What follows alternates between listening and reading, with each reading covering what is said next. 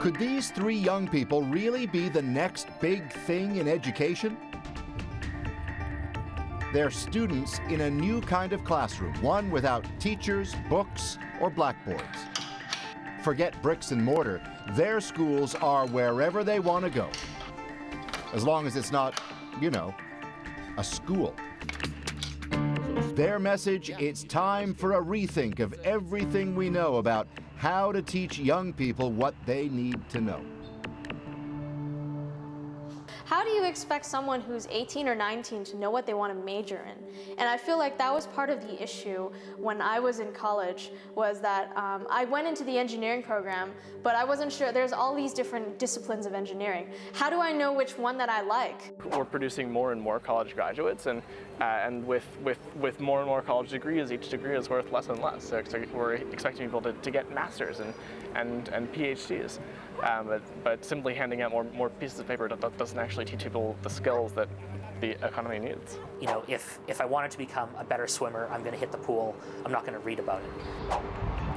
Like so many other modern revolutions, theirs was born in the world headquarters for new ideas, San Francisco, land of startups, silicon, and now a move to relearn the way we educate.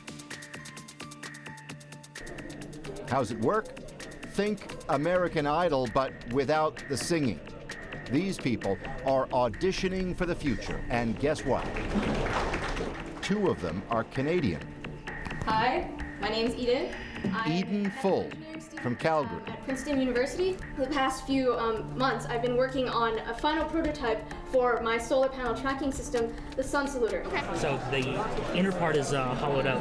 Those motors. And Gary Couric from outside Cold Lake, Alberta. Extend it out further to make the device longer. It shortens up the device to about the regular size. Good afternoon. 2 years ago, they and others waged a war of ideas where the winners got paid to not go to university. That's right, $100,000 to stay out of school. The catch?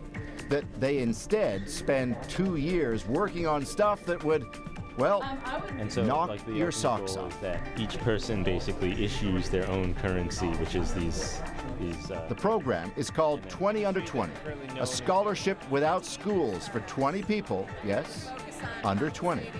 And holy cow, do these people have ideas. Ideas that underline maybe traditional schools are not for everyone. That same rocket, There's not much of a connection between the artist and the fan after the actual show. that brought that asteroid back, And that's something we'd like to do. can take a mining facility there. Because a rocket doesn't care what payload it has, just cares about the mass. The program was dreamed up by someone who's no stranger to thinking outside the schoolyard. The founder of the Thiel Foundation, yep, Peter Thiel, who also dreamed up the online giant PayPal. One day, not long ago, Thiel looked around and thought, whatever happened to innovation? It was stifled, he thought, by the ways of old school teaching, good for doctors and lawyers, but not so good for inventors and creators. And so to jumpstart innovation, he came up with 20 Under 20, looking for bright young people willing to go against the grain. And he sure found it in those two from Alberta, Eden and Gary.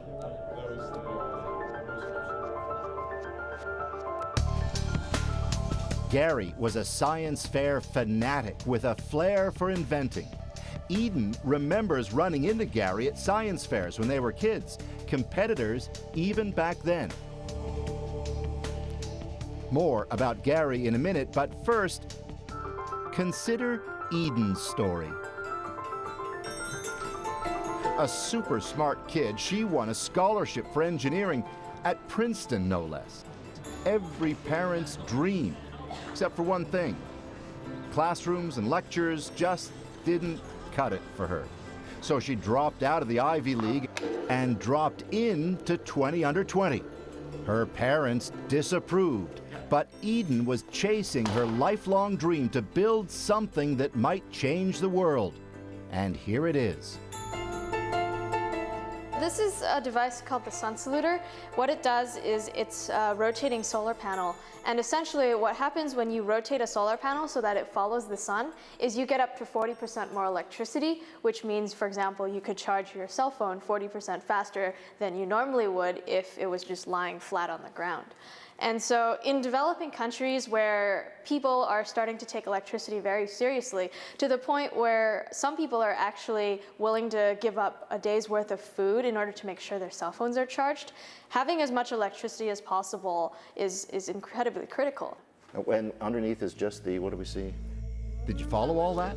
Yeah. Sure, we've all seen solar panels before, but hers tilts with gravity as water runs from one end to the other.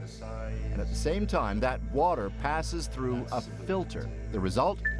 Free electricity and free, clean drinking water for anyone on Earth. Eureka! The water came in later. Water came in later. Isn't that interesting? Yeah. Eden's already shown it off around the world. It's a huge hit. Innovation, thanks to 20 Under 20. And how did you feel when you effectively pulled the curtain away and people oohed and awed and wanted one? How did that make you feel? It was really nice. I felt like the 5-6 years of work that I've been doing on this is being validated, and it shows me that feeling that I get from sharing the idea with people. I really like that, and I want to keep doing that in the future.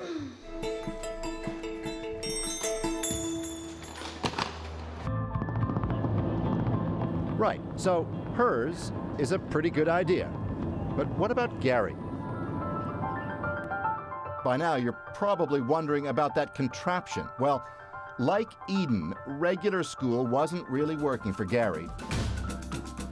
A descendant of Buffalo Bill, yes, Buffalo Bill, Gary Curritt grew up on, of all things, a buffalo farm in northern Alberta.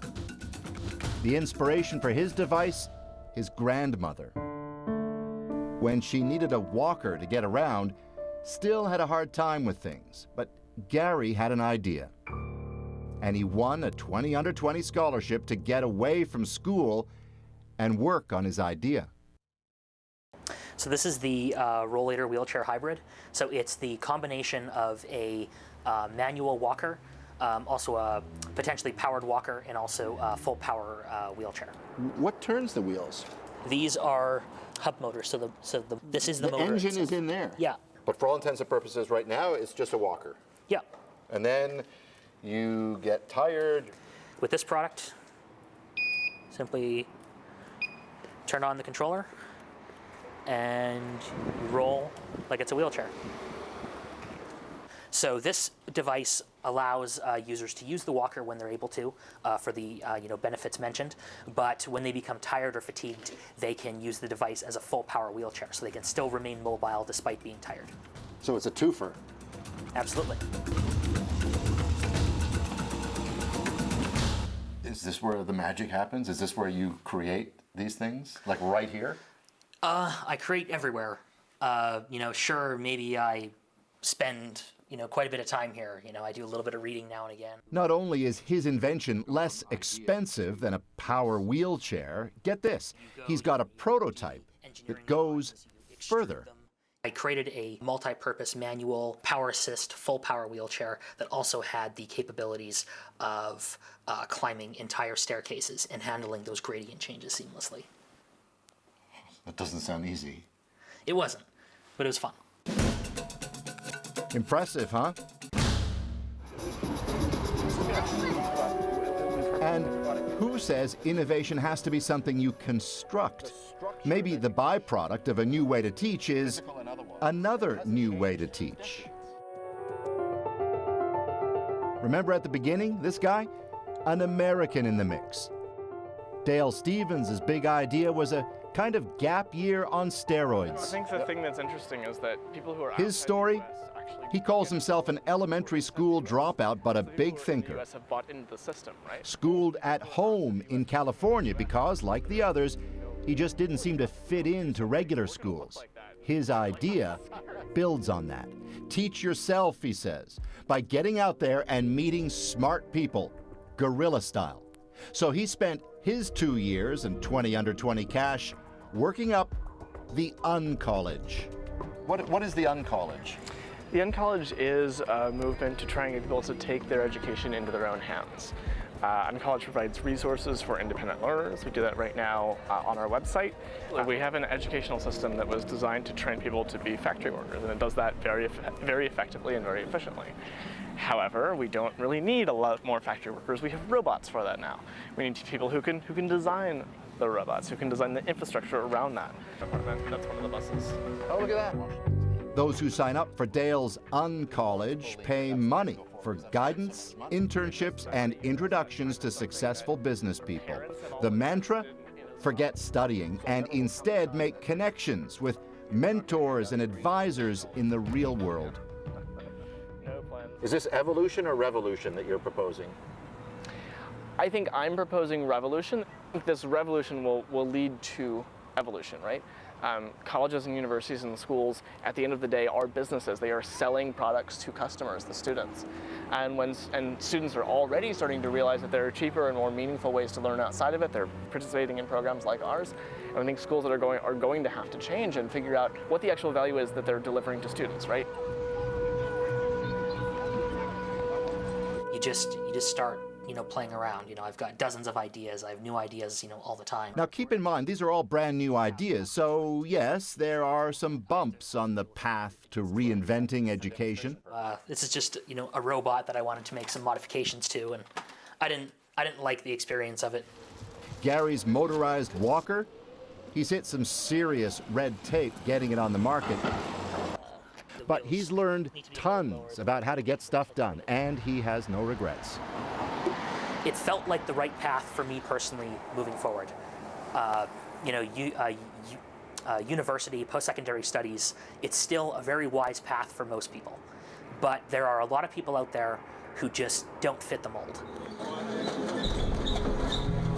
In her 2 years as a 20 under 20, Eden's project has grown into a non-profit company that employs 5 people. But she wants to go back to Princeton and finish that engineering degree anyway. Still, she's learned how to be an inventor and is now truly focused on her future. For sure. I think now that I've gone through the experience, I strongly advocate for students to take time off of school. Whether that's time after high school before you go into university or time in the middle of university. And as for Dale and the Uncollege, he's written a book about it, and he's already signed up some young people to take part who want to follow his lead. Do you feel like a radical?